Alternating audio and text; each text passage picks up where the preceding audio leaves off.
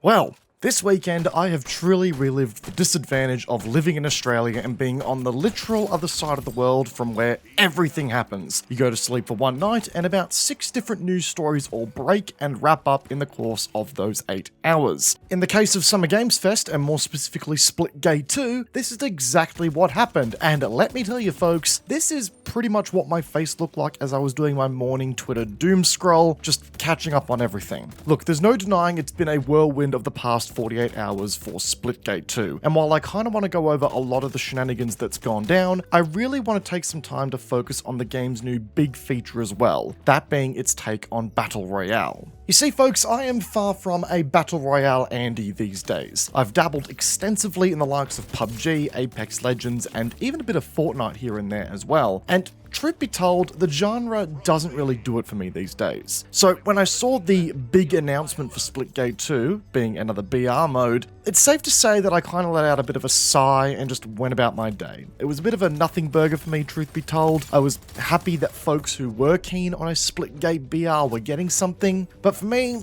I knew I'd likely be sticking with the arena game modes. Well, last night, I hoiked up my socks and I gave it a whirl for the first time. And I'm man enough to admit when I end up eating my own words, and this is certainly one of those times. Seriously guys, this does have to be some of the most fun I've ever had playing a Battle Royale. I mean, Splitgate 2 BR mode blew me away. Hands down. Now, a large part of that obviously is thanks to Splitgate's core gameplay and not the fact that it's a battle royale. The game's core movement, gunplay, and of course the portal system, all of which make the game feel like a gem to play in the core arena modes, transfers to the BR mode very well as well, and the moment-to-moment gameplay within it feels great for it. You know, one thing in particular I've come to really like about Splitgate's gameplay in a BR environment is that there's a whole lot less of you feeling like you're backed into a corner, you know? Portals give you the ability to either reset a fight in your favor or get a flank going that lets you make a speedy escape. You know, we've all been there in the likes of PUBG or Apex where you're just locked away in a building with no way to escape the hungry pack of sweat lords that haven't seen the sunlight since the release of the game. In Splitgate, that's not as damning a position to be in, which is a breath of fresh air for the mode. You can actually pull an escape card if, you know, you're trapped in a building for once, and that is quite nice. But beyond the core gameplay, Splitgate's take on the BR mode and some of the unique mechanics that they bring to the table also makes for a really fresh take on the game too. You know, the ability for you to be passively revived if your teammates manage to escape a fight or you get caught out solo is really nice. It keeps the action flowing and keeps more teams in the fight for longer, leading to a faster pace of game. The zones and the way in which the worlds work is extremely unique for the mode and adds a unique spin on how each match plays out. The way in which you upgrade gear is also simple, but not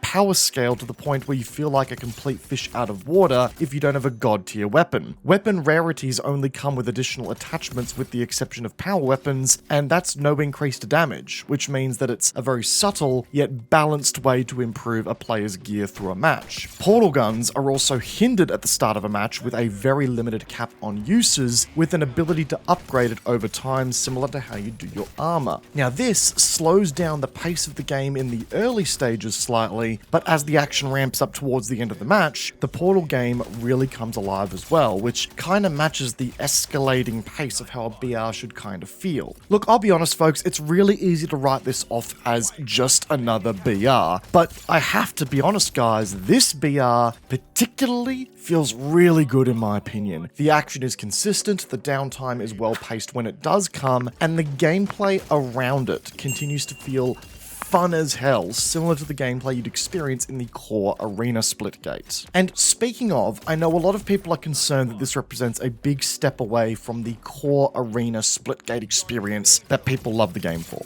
And truth be told, I'm kind of in the same boat, honestly. Like, yes, I'm enjoying the BR mode now, but I ain't gonna lie, the arena mode is also why I love Splitgate, and I would hate to see that take a step back in favor of a BR mode completely. Now, I guess all we can really do at this stage is hope, and hope that the devs have what it takes to deviate their resources effectively between the two sides of the game without letting one slip. You know, we've seen enough horror stories as of late with dev studios dropping a large suite of experiences into their game, almost going down a Fortnite approach of making it an ecosystem rather than a console game and completely flopping.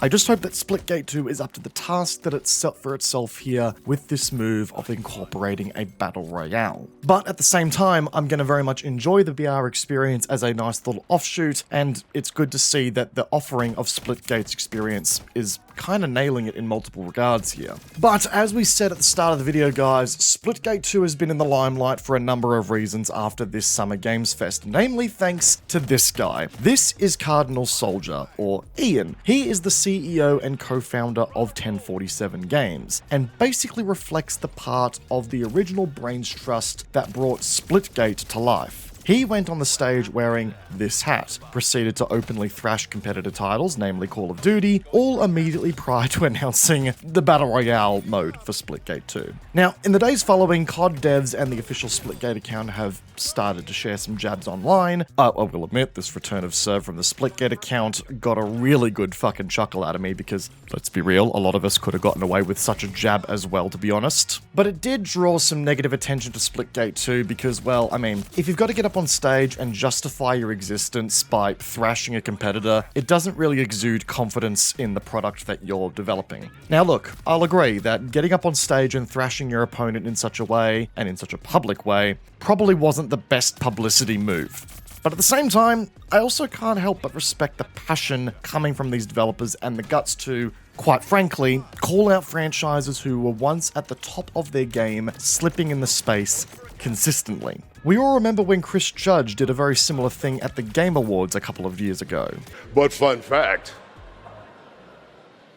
my speech was actually longer than this year's Call of Duty campaign. What? I know Chris also copped a bit of a backlash for this, but again, I kind of respected it. He made a good point. And while there is a degree of professionalism that should be maintained between industry colleagues and competitors alike, if you have a franchise that continues to drop the ball and also continues to rip off its consumer base with egregious microtransactions and delivers subpar quality games by comparison to what they were once doing, then yeah, fuck it. Call them out for that shit. I really get the sense that the 1047 developers are really trying to give us the best FPS we can possibly get our hands on, and the passion is clearly there. I just don't think the messaging that they applied in the medium they applied it in was probably the best move. As I've been saying time and time again, competition is required to get FPS games back on track to being good for the players again, and I truly believe that Splitgate is on the track of achieving that for us. Splitgate 2 also saw a bit of a backlashing from the community as well in relation to its store page, and let's be honest, for the first couple of days, it was a bit of a yikes. The game's featured bundle was an $80,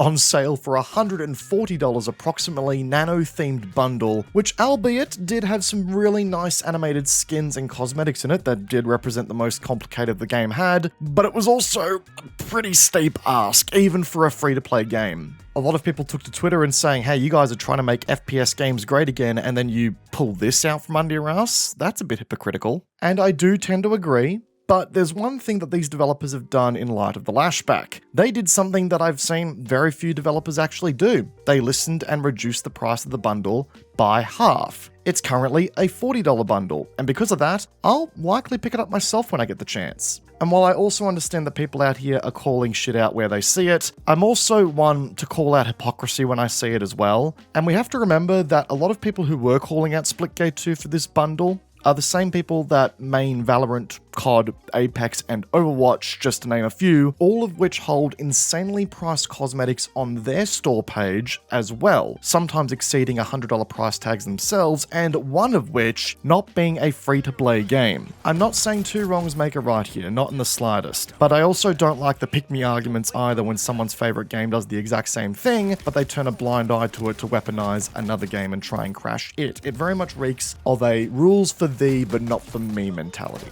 Just my view. And look, yeah, the hat. Look, I'm somebody who's got a few steps removed from the current situation in the United States. I'm not from there. I'm also not the biggest fan of the current US presidency and their policies, but there's also a good enough chance that because I am a few steps removed from what's going on over there right now, I didn't draw as much of a connection to the hat as other people may have done. I personally took one look at it and sort of went, you know, not everything has a deeper meaning beyond what we see at face value, and I figured that's what was going on here, but I also understand that the emotions over over there right now are high, and I can kind of empathize with people's positions on seeing that and going, hang on, what the fuck's happening here? The hat might have been in bad taste, I will admit that, and might not have been the best marketing move from the developers. Even if they'd just done it on a shirt, it might have been better, you know what I mean? Anyway guys, all things considered, Splitgate 2 has been in the limelight over the past couple of days for all the right and all the wrong reasons. While Battle Royale games are far from my favorite archetype of FPS game out there, the core gameplay of Splitgate being leveraged for a BR environment has actually ended up being a really fun experience for me. It won't be my main mode in the Splitgate 2 experience, but I'm certainly going to be jumping to it here and there to mix things up. And look, as far as the controversy goes, the game still very much speaks for itself, and I think that's the important thing here. The developers could certainly use a small lesson in marketing and messaging, but ultimately, I've seen beefs between developers in the past that go well beyond what was said on Twitter over the past couple of days, and tone-deaf remarks made by developers that makes this look like child's play. I mean, we all remember the "don't you guys have phones" comment made on stage by Blizzard, I think it was, all those years ago. Look, it wasn't great, but I do also see a lot of people just holding on to this as an A, means to try and shit on something that might be threatening to an established favorite franchise, regardless of its quality, or B, a chance to engagement farm on Twitter and make a whole bada bang for buck for it. But that is just my view. Overall, I'm excited for the future of Splitgate 2, I'm enjoying the Battle Royale mode, and I can't wait to bring you guys some more content on it in the near future. So if you enjoyed today's video, be sure to backhand the like button, guys, as it does go a long way to supporting the channel. Get subscribed for that Splitgate 2 content coming up, and let me know in the comment section down below what your guys' thoughts are on the BR mode. Do you like it? Do you not like it? Let me know why down below. Until next time, guys, peace out, and I will see you guys all in the next one. Peace out, guys. Have a good one.